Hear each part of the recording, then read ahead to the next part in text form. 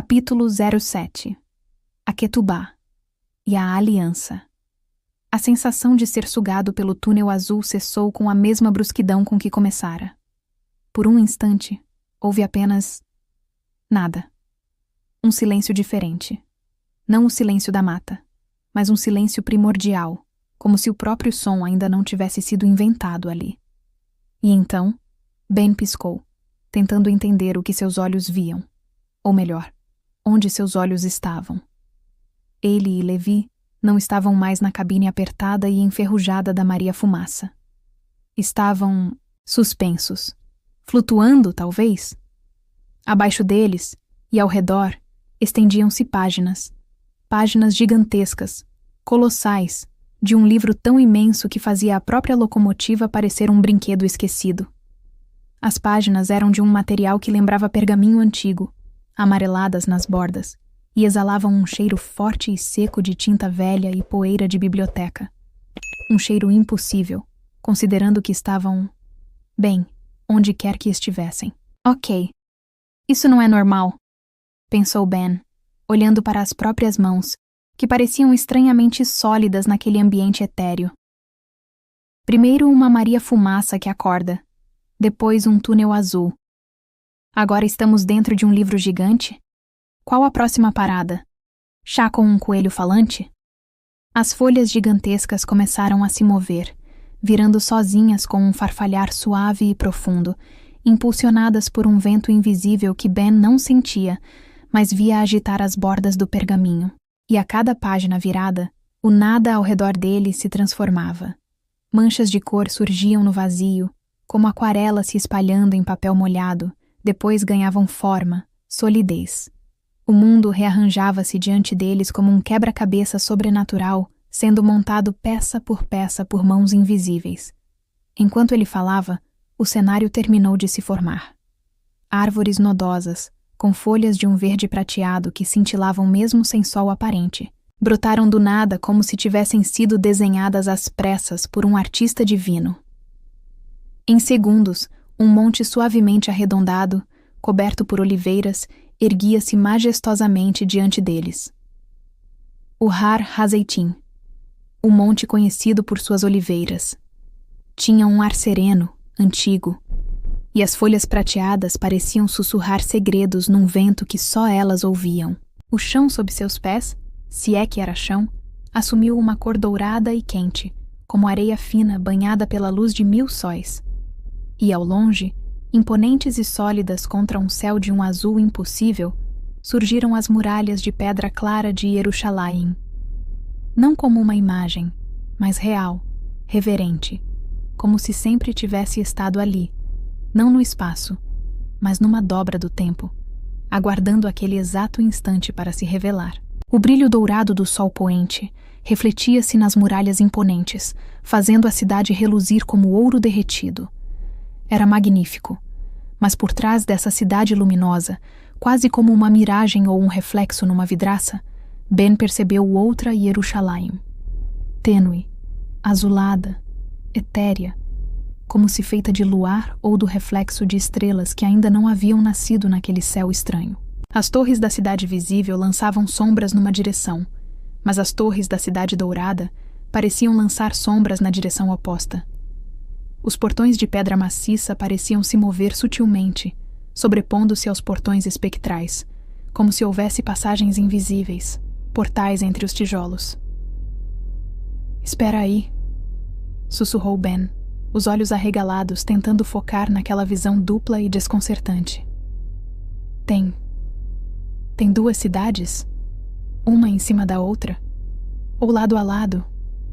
O que acontece? Levi se aproximou de Ben e, com o olhar profundo, falou em tom sereno, quase como quem compartilha um segredo antigo. Ben, o nome da cidade já é, por si só, uma profecia. Jerusalém. Em hebraico, quando uma palavra termina com Yud e Men, ela está no plural. Jerusalém não é uma só. São 2. Uma cidade terrestre, que os olhos podem ver, e outra celestial, que ainda está por se revelar. É como se o próprio nome anunciasse um espelho entre o céu e a terra, entre o que é agora e o que há de vir. E então Ben viu com mais clareza. Eram as mesmas ruas de pedra, as mesmas praças, as mesmas casas. Mas na Cidade Dourada, outras figuras caminhavam. Não eram pessoas comuns. Seus rostos pareciam iluminados por dentro. Seus pés não levantavam poeira nem deixavam pegadas. E de alguma forma, embora não houvesse som algum, um canto silencioso parecia fluir delas, como se a própria presença fosse música.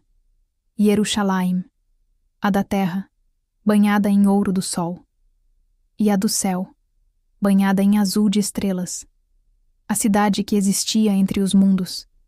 Então, como se alguém tivesse apertado o botão de avançar num filme muito antigo, o tempo diante dele se soltou de suas amarras. As horas começaram a passar numa velocidade vertiginosa. Sombras varriam as ruas de pedra como ponteiros de relógio enlouquecidos. O sol despencou no céu numa corrida silenciosa. E as cores do entardecer pintaram tudo em tons vibrantes de laranja, rosa e púrpura em questão de segundos. Os sons da cidade. Vozes distantes, talvez um mercado, o eco de passos, ganharam vida por um instante e depois se calaram novamente, como se a própria cidade respirasse em ciclos rápidos e profundos. E quando a última nesga de luz se escondeu atrás das montanhas distantes, Ben sentiu um puxão súbito e invisível, como se um anzol o tivesse fisgado pelo umbigo. A imagem da cidade dupla começou a se dissolver, a tremeluzir, como tinta fresca se espalhando em água.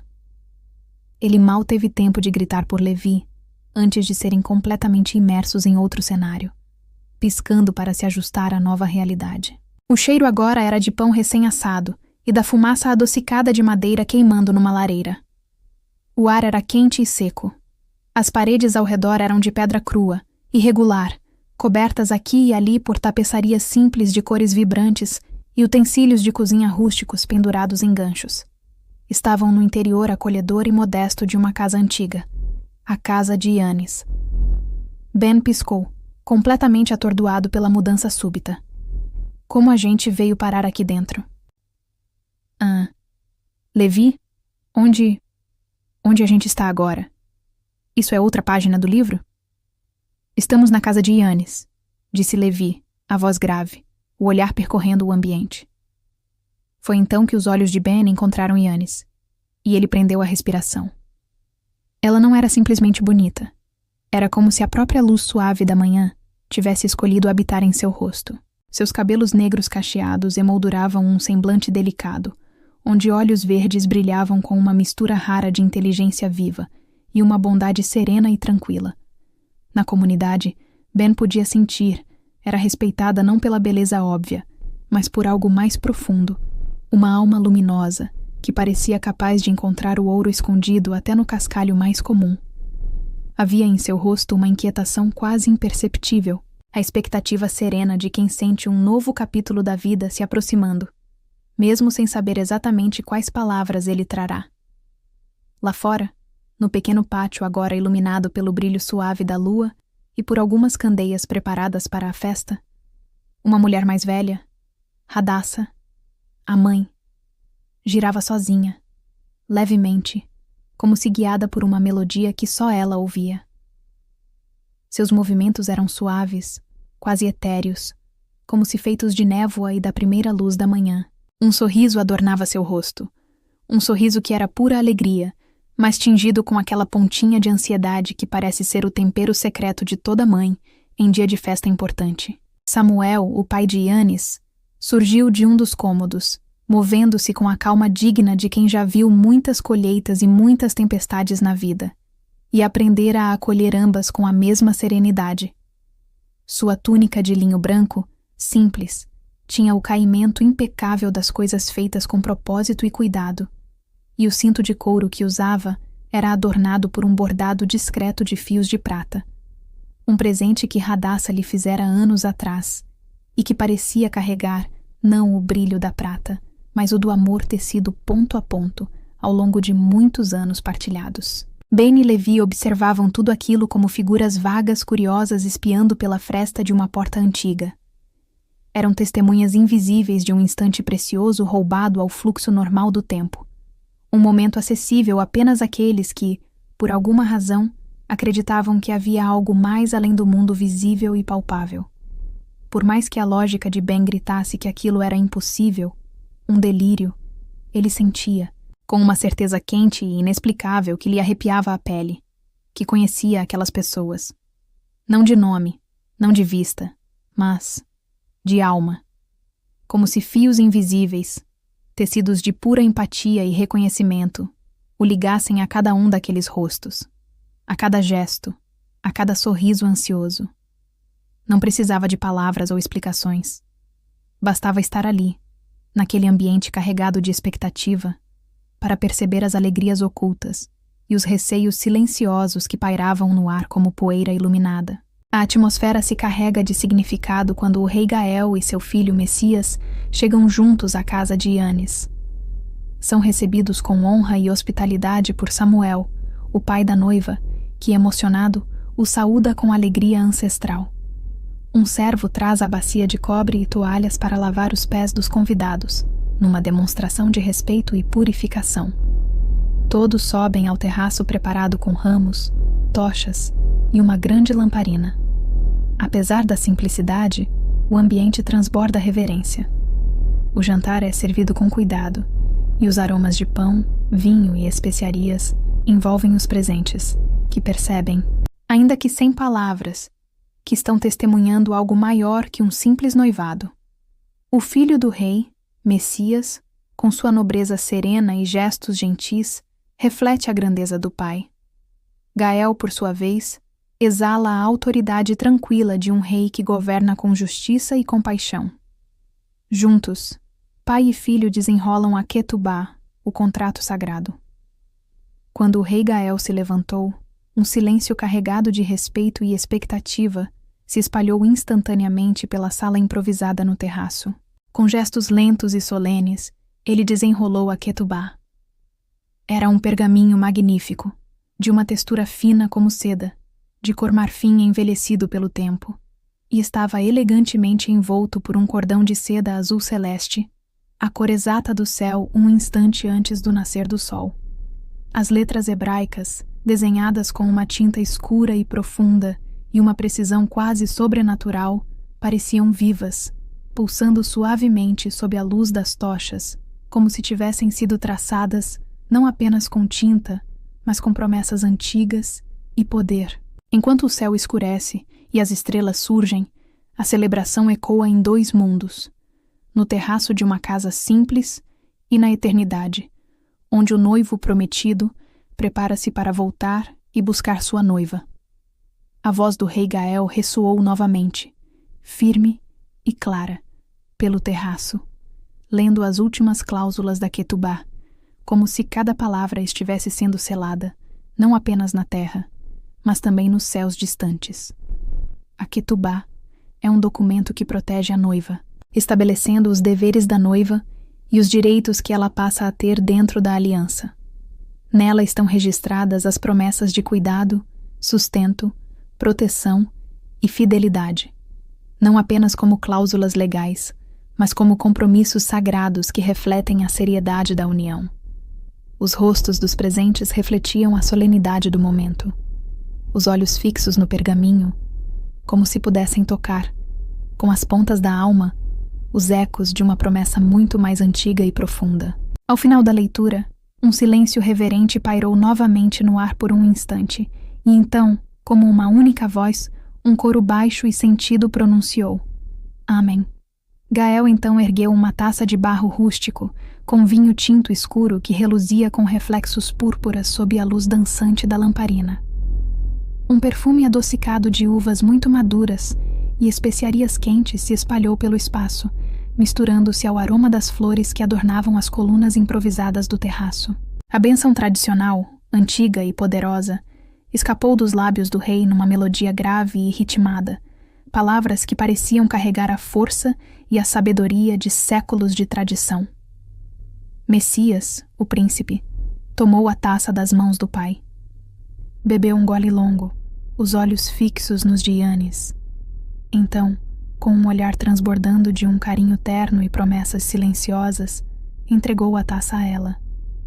Yanni sorriu, um sorriso que iluminou todo o terraço, e bebeu o restante do vinho.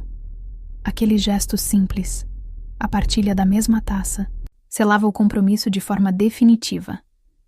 A partir daquele instante, aos olhos da lei e da tradição, ela era a noiva prometida.